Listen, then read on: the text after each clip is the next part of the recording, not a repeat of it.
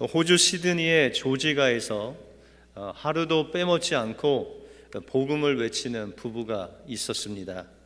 그 남편의 이름은 제너였습니다. 이 제너는 해병대 시절에 허랑방탕하게 사는 자신의 삶을 이제 마무리하고 예수님을 영접한 후에 그는 새 사람이 되었습니다. 자신의 그 방탕함 속에서 살던 자기를 주님의 은혜 가운데로 인도하신 그 주님의 은혜를 생각할 때 너무나도 감격해서 그는 하나님 앞에 이렇게 서원을 했습니다. 하나님, 주님께서 저에게 베푸신 그 사랑이 너무 큰데 그 사랑을 어떻게 하나님께 갚겠습니까? 제가 평생 매일 하루에 10명씩 전도를 하겠습니다 라고 했습니다. 그리고 아주 짤막하게 3마디를 사람들에게 전하는 그런 전도를 했습니다. 그 3마디가 첫 번째는 신뢰합니다. 두 번째는 당신은 예수님을 믿고 구원을 받았습니까? 세 번째 마디는 당신이 오늘 죽는다면 천국에 가실 수 있습니까? 이 3마디를 매일 10명씩에게 매일 같은 장소에서 전했습니다. 그러니 1년이면 3,650명 아닙니까? 10년, 20년 그 일을 한 40년 평생을 했습니다. 그런데 이렇게 40년을 하루도 빠지지 않고 3마디 짧은 전도였지만 사람들에게 전도를 했는데 눈에 보이는 열매는 보이지 않았습니다. 그래서 그들은 스스로 나는 열매 없는 열심을 내는 자였구나라는 그런 마음을 늘 가지고 있었습니다. 그런데 이 제너를 아는 한 목사님께서 세계 곳곳에 복음을 전하러 다니는 그런 분이셨는데 이 목사님이 가는 그 곳곳마다 이 제너가 전한 그 복음을 듣고 예수를 믿었다는 사람들이 곳곳에서 발견되었습니다. 그리고 인도에서 온 외교관은 그가 부임하고 또 어린 아이와 함께 데리고 장난감을 사주러 가다가 그 제너의 전도를 받고 인도에 가서 인도를 하나님 품에 인도하는 인도의 전도자가 되었습니다. 이렇게 수많은 사람들이 또한 선교사 중에도 그 제너의 복음을 듣고 예수를 믿고 선교사가 된 사람이 수많이 있는 것을 알게 되었습니다. 그 숫자만 해도 14만 6천 명, 신천지에서 얘기하는 14만 4천 명보다 많은 사람들을 전도를 했다는 것입니다. 그래서 이 목사님이 이 사실을 알고 그 감격 속에서 돌아와서 그 제너의 부부를 맞이할 때는 몸이 아주 약해서 병약해서 그 침상에 누워 있습니다. 목사님이 이런 소식을 그에게 전해주면서 당신의 그 40년 평생 전도는 열매 없는 그런 전도가 아니라 하나님께서 이 수많은 사람들을 열매 맺게 하셨습니다. 그 기쁜 소식을 듣고 제너는 한 2주 후에 주님의 품에 안겼습니다. 그리고 그 장례식에서 목사님은 그 제너를 향해 말씀하기를, 제너 부부여, 당신들은 천국에서 가장 유명한 사람이 될 것입니다 라고 그렇게 설교를 하셨습니다. 하나님이 주신 은혜에 감격해서 사람들이 알아주나 알아주지 않나, 비가 오나 눈이 오나 그 한 장소에서 그 짧은 복음을 10명씩 전한 그 전도의 복음의 그 사명을 감당할 때 하나님께서는 하나님의 방법으로 수많은 사람들이 주님께로 그 복음을 듣고 돌아올 수 있도록 그를 사용하셨다는 것입니다. 하나님께서 여러분들이 있는 그 자리에서 여러분들이 주님이 주신 그 주님의 사랑에 감격하여 살아가는 그 모습을 통해서도 여러분들을 통해서 수많은 사람들이 예수님을 믿고 돌아오는 놀라운 역사를 베풀어 주실 줄 믿습니다. 우리의 남은 생에 온전히 주님께 드리며 그 구원의 기쁨으로 감격하며 살아가심으로 여러분들의 그 모습을 통해서 주님께 수많은 영혼들이 돌아오기를 주님의 이름으로 축원드립니다. 오늘 본문을 통해서 주님을 만난 사람들은 어떻게 그의 삶이 변하고 어떻게 주님을 그 삶 속에서 매일 만나며 살았는지 오늘 본문을 통해서 살펴보겠습니다. 먼저 주님을 만난 사람들은 주님이 보여주시는 것을 볼 수 있는 기도의 사람이었습니다. 오늘 본문 앞에서 보면 이 사도 바울은 빛으로 오신 예수님을 만났습니다. 그런데 그 예수님, 빛으로 오신 그 예수님의 빛은 사도 바울이 정오에 주님의 그 빛을 경험했는데도 불구하고 그 태양보다도 더 밝은 빛으로 이 사도 바울을 만나 주셨습니다. 그래서 그 태양빛보다 밝은 빛이신 예수님을 보고 그의 육신적인 시력을 잃어버리게 됩니다. 그러나 하나님께서는 이 사울이라는, 바울이 되기 전에 사울이라는 이 청년이 예수님의 그 빛을 보고 육신의 시력은 잃었지만, 그러나 그가 그렇게도 보아도 볼 수 없는 이제 예수님을 보게 되고 예수님을 통해서 그 하나님의 뜻을 볼 수 있는 그 영안이 열리게 되었습니다. 그래서 오늘 12절에 보시면 저가 아나니아라 하는 사람이 들어와서 자기에게 안수하여 다시 보게 하는 것을 보았느니라 하시거늘이라고 말씀하고 있습니다. 이 사울은 하나님께서 보내시려고 하시는 아나니아가 자기에게 와서 안수하니 자기가 그 시력이 다시 돌아온 것을 환상 중에 하나님께서 보게 하셨다는 거예요. 여러분들, 이 사울이 이 아나니아라는 사람을 한 번도 본 적이 없습니다. 그럼에도 불구하고 하나님께서는 이 사울의 영안을 뜨게 하셔서 미래에 하나님께서 아나니아라는 사람을 보내셔서 그의 눈을 뜨게 하시는 것을 미리 보게 하셨다는 것입니다. 그러면 어떻게 이 사울이 그 하나님께서 보여주시는 그 미래를 볼 수 있었겠습니까? 오늘 11절 후반부에 보시면 그가 기도하는 중이다 라고 말씀하고 있습니다. 그가 3일 3야를 정말 식음을 전폐하고 그 하나님 앞에 기도하는 중에 하나님께서 그 모든 것들을 보여주셨다라고 말씀하고 있습니다. 우리는 때때로 이 사도 바울과 같이 그냥 앞날을 보고 또한 기도하는 것은 무엇이든지 하나님께서 응답해 주시기를 원합니다.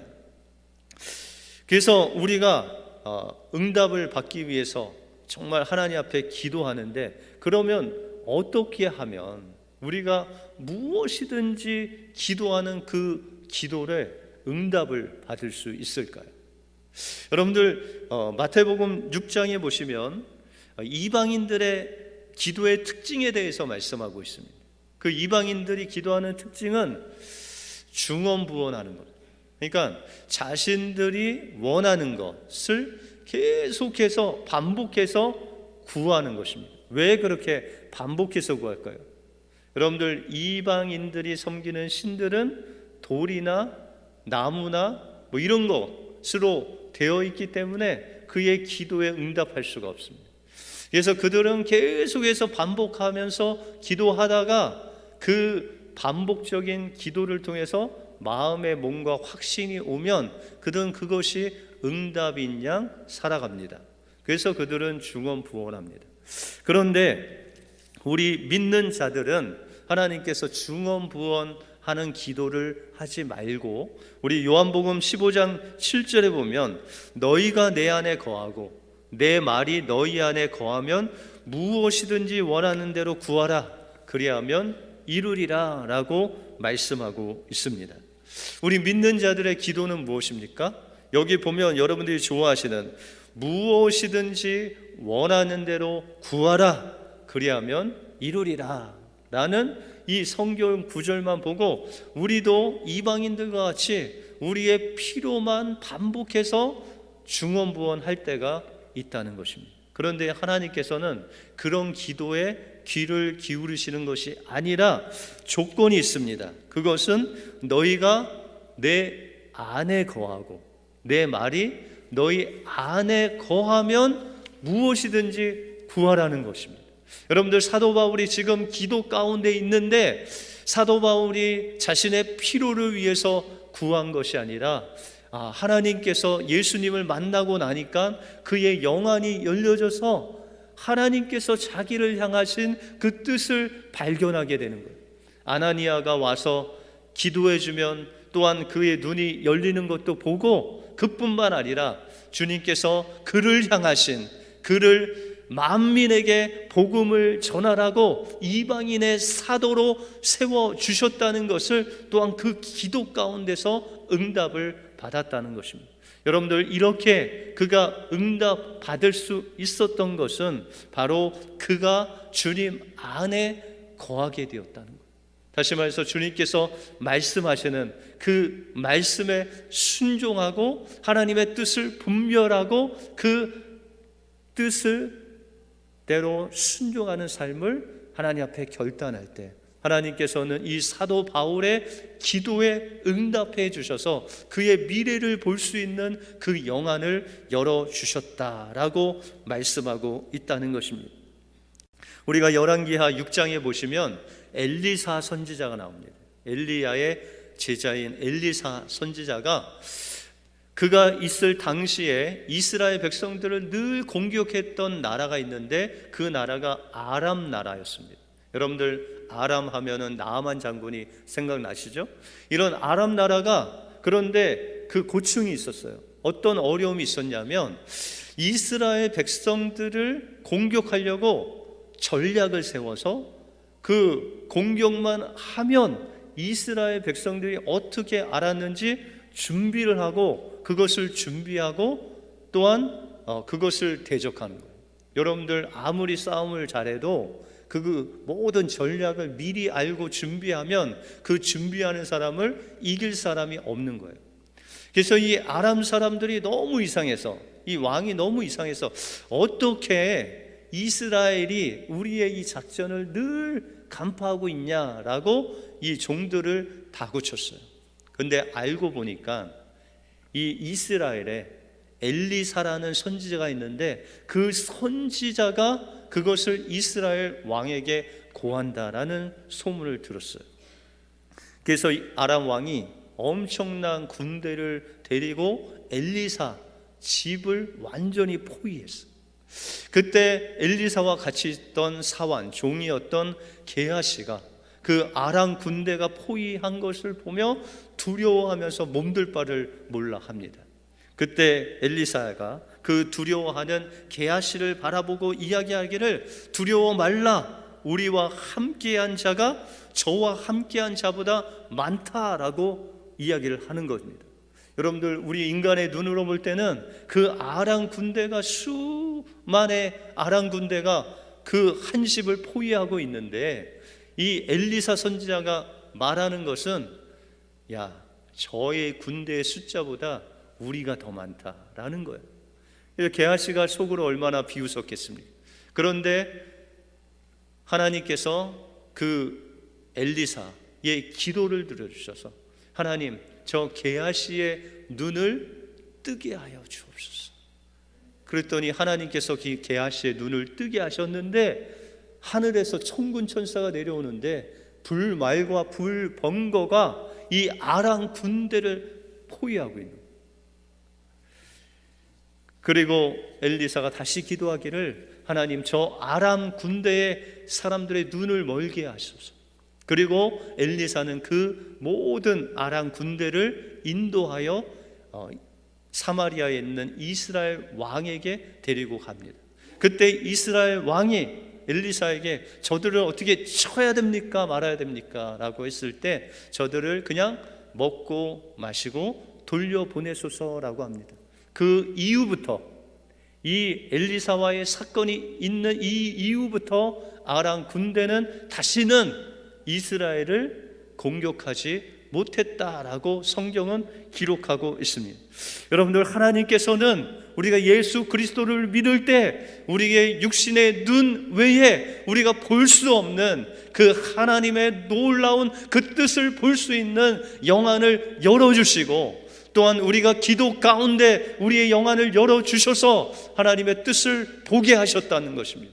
그 하나님의 뜻을 보고 그 뜻대로 우리가 순종할 때 하나님께서는 우리가 무엇을 구하든지 하나님께서 이루어 주시는 놀라운 응답으로 여러분들에게 역사하신다라고 약속하시고 있다는 것입니다. 주님을 만난 사람은 영안이 열린 사람입니다. 그리고 하나님 앞에 기도하여 하나님의 뜻을 구하고 하나님의 그 뜻대로 순종하는 자들입니다. 그럴 때 하나님께서는 여러분을 통해서 하나님의 그 뜻을 이루실 뿐만 아니라 많은 사람들을 주님께로 인도하는데 여러분들을 사용해 주실 줄 믿습니다. 주 안에서 주님의 뜻대로 기도하심으로 하나님의 그 응답받는 여러분들의 삶이 되시길 주님의 이름으로 축원드립니다. 다음으로 주님을 만난 사람들은 일상생활에서 하나님의 인도하심을 선택하는 사람입니다. 사도 바울이 예수님을 만나고 그의 인생이 완전히 변했습니다. 그리고 하나님께서는 그 사도 바울의 큰 인생의 그림을 그에게 보여주셨는데, 오늘 15절에 보면 주께서 이르시되 가라, 이 사람은 내 이름을 이방인과 임금들과 이스라엘 자손에게 전하기 위하여 내가 택한 나의 그릇이다 라고 말씀하고 있습니다. 여러분들, 사도 바울은 전에는 예수 이름을 부르는 사람마다 잡아서 옥에 가두는 그런 일을 했던 사람이 이제는 주님께서 주신 그 예수 그리스도의 십자가의 복음, 그 부활의 복음을 이방인들뿐만 아니라 임금들뿐만 아니라 이스라엘 자손에게까지, 다시 말해서 모든 자손들에게, 모든 족속에게 복음을 전하는 증인으로 하나님께서 이 사도 바울을 세워주셨다라는 것입니다. 그런데 하나님께서는 그냥 그를 홀로 내버려 두시지 아니하고 그가 미래에 어떻게 될 것을 그에게 알려주시고 있습니다. 16절에 보시면 그가 내 이름을 위하여 얼마나 고난을 받아야 할 것을 내가 그에게 보이리라 라고 말씀하고 있습니다. 여러분들, 우리가 이것 때문에 예수님 믿고 고난이 올까봐 우리가 하나님께서 우리를 인도하시는 것을 피할 때가 얼마나 많습니까? 그런데 여기 잘 보시면 이 사도 바울이 주님의 이름을 위하여 고난, 이 해를 받아야 할 것을 그에게 보이셨다라는 거예요. 그러면 여러분들, 이 사도 바울이 하나님의 복음을 전하면서 고난을 받을 때 그가 고난이 있을 줄 알고 받았을까요? 모르고 받았을까요? 여기서 해를 받는다, 고난을 받는다라고 했을 때 이 해라는 것을 하나님께서는 수동태로 쓰지 아니하시고 능동태로 쓰셨어요. 다시 말해서 우리가 주님의 뜻대로 하나님의 사명을 감당하면 당연히 고난을 받는 것이 아니라 그 고난을 보고 우리가 그 고난을 선택하는 능동태로 기록하셨다는 거예요. 다시 말해서 사도 바울은 그가 복음을 전했을 때, 고난이 앞에 있을 때 그 고난을 선택할 수 있는 그 선택의 자유가 있었다는 거예요. 이 고난이 올 때 그 고난의 길을 갈 수 있고 고난의 길을 안 갈 수 있는 그 선택의 자유가 이 사도 바울에게 있었다는 것입니다. 그런데 이 사도 바울은 그 고난의 선택 중에 그 고난을 자신이 선택했다는 거예요. 여러분들, 성경 말씀에 보면 수많은 믿음의 선진들이 그 길을 가요. 그런데 그냥 그 고난이 따라오는 것이 아니라 이 사도 바울에게 말씀하신 것 같이 우리가 그 길을 가다 보면 고난이 있는데 그 고난을 피할 수 있는 그 선택권도 우리에게 있다는 것입니다. 그런데 우리가 그 고난을 선택했다는 거예요. 왜요? 그 길이 생명의 길이기 때문에 그 길로 가야만 우리가 영원한 생명을 누릴 수 있기 때문에 때로는 고난이 와도 그 길을 기뻐하며 갈 수 있었다라는 것입니다. 여러분들, 사도 바울이 사도행전 21장에 보면 이제 3차 전도 여행을 마치고 예루살렘으로 가려고 해요.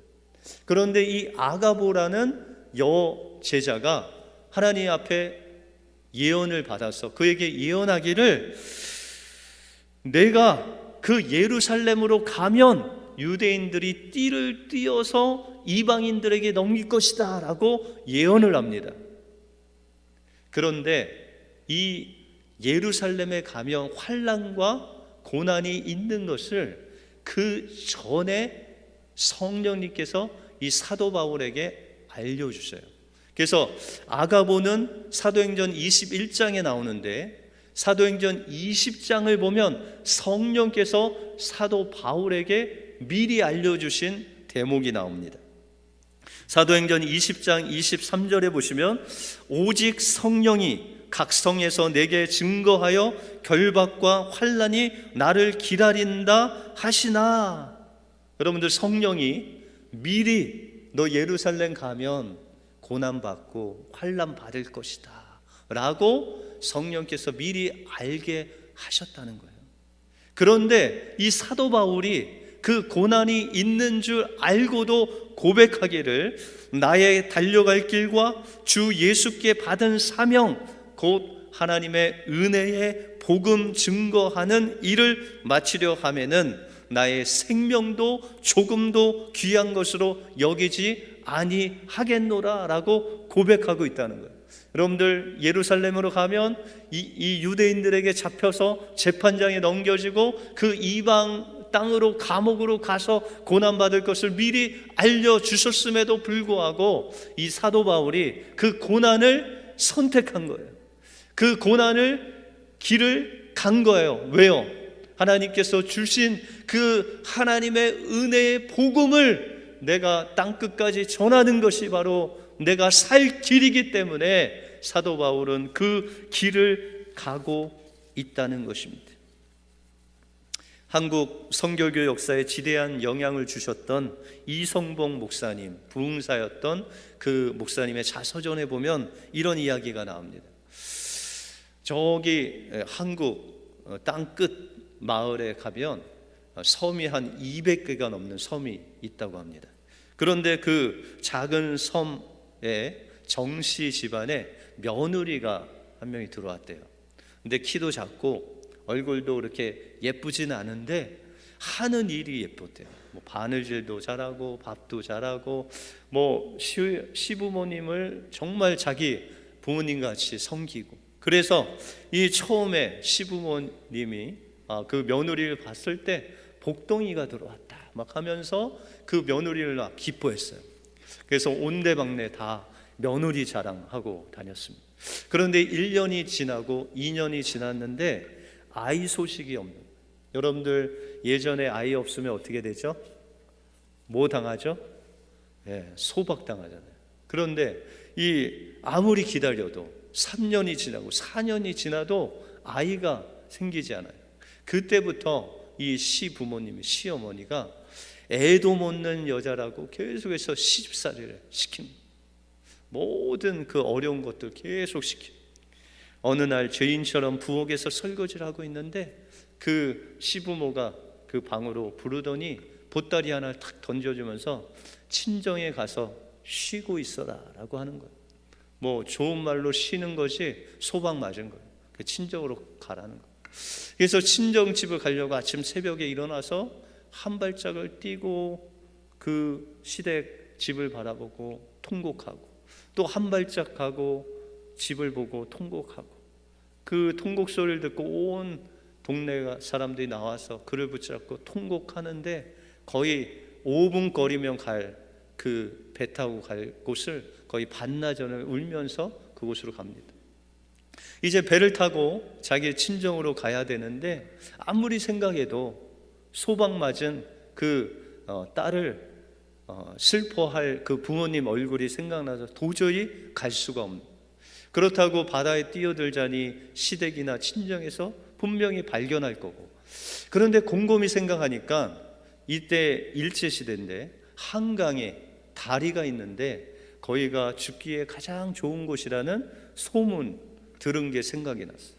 그래서 그 사공을 잘 설득해서 육지까지 나를 데려다 주라 라고 해서 육지에 가서 어떻게든지 기차를 타고 용산역에 내려서 이제 그 대낮에 이 한강 다리를 걷는데 죽으려고 하는데 왜 이렇게 많은 여인들이 강에 나와서 빨래를 하는지, 그 수많은 사람들이 있어서 죽지는 못하고 밤을 기다렸다고 합니다. 그래서 이제 밤에 그 한강다리를 건너는데 어떤 큰 집에 불빛이 있는데 그냥 노래소리가 들리는데 왜 이렇게 즐겁게 기뻐하면서 노래를 부르는지 한번 저기나 구경해보고 내가 죽자라고 해서 구경을 갔다고 합니다. 그랬더니 이 가마 대기를 쫙 깔아놓고 400~500명이 앉아서 그냥 찬양을 하는 거죠. 그리고 그 찬양이 딱 끝나는데 어떤 조그마한 남자 이성복 목사님, 그 부흥사가 나와서 어떤 책을 쫙 피더니 그 성경 말씀을 쭉 읽고 이제 소리를 그냥 소리 지르면서 하나님의 말씀을 막 전하시는 거예요. 시집살이 하는 자는 다 내게로 오라. 양반 상놈에 한 맺힌 사람도 다 내게로 오라. 가난한 자 없는 자도 다 내게로 오라고 예수님이 말씀하십니다 라고 하면서 막 복음을 전하시는데 이 며느리의 마음에 정말 자기가 한 맺힌 그 마음 구석에 그 말씀이 계속 들어와서 이제 그 예수님을 그 마음속에 영접하게 됐어요. 이제 3시간 동안 부흥회를 마치고 사람들이 다 돌아갔는데 장로님과 이 부흥사 목사님이 이제 차를 한 잔 마시면서 이야기를 하려고 하는데 그 문 밖에서 계속 그냥 간절한 그 통곡 소리가 있는 것입니다. 그래서 장로님이 가서 보니까 그 며느리가 통곡을 하면서 우는데 그가 말하기를 예수가 누군디 나 같은 여자도 오라 하시는지 하면서 통곡하고 예수님이 누구간데 나같이 이 소방 맞은 여자도 받아주시는 그 예수님이 누구냐고 하면서 그냥 통곡을 하더래요. 그래서 이성복 목사님이 그 며느리가 갈 곳이 없는 것을 알고 이 이성복 목사님을 쫓아다니면서 부흥회를 준비하는 그 사람들과 함께 1년 반을 지냈대요. 그래서 그 수많은 부흥회를 통해서 이 며느리가 예수 그리스도를 믿을 뿐만 아니라 성령의 충만함을 얻어서 이제 그 고향으로 돌아가게 됐습니다. 1년 반이 지나고 돌아가는데 친정으로 돌아가지 않고 그 시댁으로 돌아가는 거죠. 그런데 그 시댁으로 돌아갔는데 이미 그 남편은 다른 여자와 결혼해서 애까지 낳았는데 그 며느리가 시부모 앞에서 울지 않고 기쁜 마음으로 저를 10년 동안 이 부족한 것을 며느리로 먹여주시고 재워주신 것 감사합니다. 제가 그 은혜로 인해서 예수님을 만났고 소박을 안 맞았으면 이 예수님, 좋으신 예수님을 못 만났을 텐데 내가 예수님 만나서 이렇게 기쁩니다 하면서 그 시부모에게 복음을 전했어요. 그랬더니 그 시아버지가 그 열정적으로 전하는 그 복음을 듣고 예수를 영접하고 통곡을 하면서 그 며느리의 손을 잡고 너 믿는 예수님 나도 믿게 좀 해주라 라고 하면서 통곡을 하면서 그 시아버지가 며느리한테 부탁을 하는 거예요. 그러면서 그 시아버지가 며느리한테 내가 논 12마지기를 너한테 줄 테니 우리 집 며느리는 너밖에 없다. 그것으로 먹고 살아라. 그래서 그 12마지기면 몇 평이에요? 한 2,000평 돼요. 그 엄청난 땅을 소유하고 그것을 일꾼들에게 다 맡기고 그는 그 주위에 있는 200개의 섬을 돌아다니면서 복음을 전했대. 그래서 뭐 집집마다 간 거 아니라 섬에 딱 들어가서 예수 사랑하시면 그 찬양을 한 10번, 20번 그냥 목이 터서라고 부른대. 그러면 동네 사람들이 다 몰려오고 아이들까지 몰려오면 그제서야 쌍놈도 양반도 가난한 자도 시집살이 한 사람 다 오라고 주님께서 말씀하신다고. 복음을 그냥 자기가 들은 거를 전하니까 무릎을 꿇고 예수를 영접하고 돌아오는 사람들이 막 생기는 거예요. 그렇게 1년을 하니까는 수많은 믿는 사람들이 생깁니다. 도저히 혼자 감당할 수 없어서 학교 안 나가지만 똑똑한 남학생들 68명을 동역자로 세우고 그들과 함께 이 복음 전하는 일을 손마다 가면서 했대. 그 68명이 모두 목사가 되고 그 중에 한 분이 대학교 성교회 CCC를 창립하신 김중곤 목사님이 나오셨고, 또한 목포에서 성결교회로 유명한 이만식 목사님이 그 68명 중에 나와서 그 68명을 중심으로 한국 성결교 교단이 세워지는 밑거름이 되었다는 거예요. 여러분들, 그 며느리가 어떻게 이 엄청난 일을 할 수 있었겠습니까? 그가 예수 그리스도를 믿고 나니까 영안이 열려서 주님 그 전하지 못하면 살 수 없을 정도가 되어서 그 복음을 그 시집에 그 섬마다 정했을 때 하나님의 놀라운 역사가 일어났고, 정말 성결 교단이 세워질 만한 그 일꾼들을 배출해내는 놀라운 역사가 그 며느리 연약한 한 사람을 통해서 이루어졌다는 것입니다. 주님 만나면 주님이 보여주시는 그 영안이 열리고, 그 영안이 열려서 하나님 앞에 기도하고 그 기도한 대로 순종하면 하나님께서 여러분들의 삶을 받으실 뿐만 아니라 여러분들의 그 예수 그리스도로 말미암아 성령의 충만된 그 모습을 보고 수많은 사람들이 주님께로 돌아오는 놀라운 역사가 일어난다는 것입니다.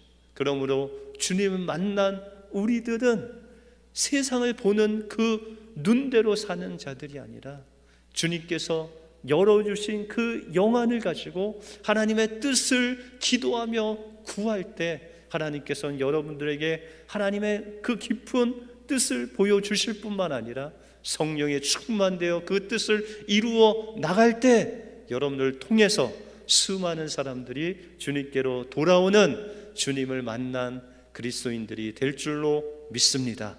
이 은혜가 여러분들 삶 속에 임하시길 주님의 이름으로 축원드립니다. 기도하겠습니다.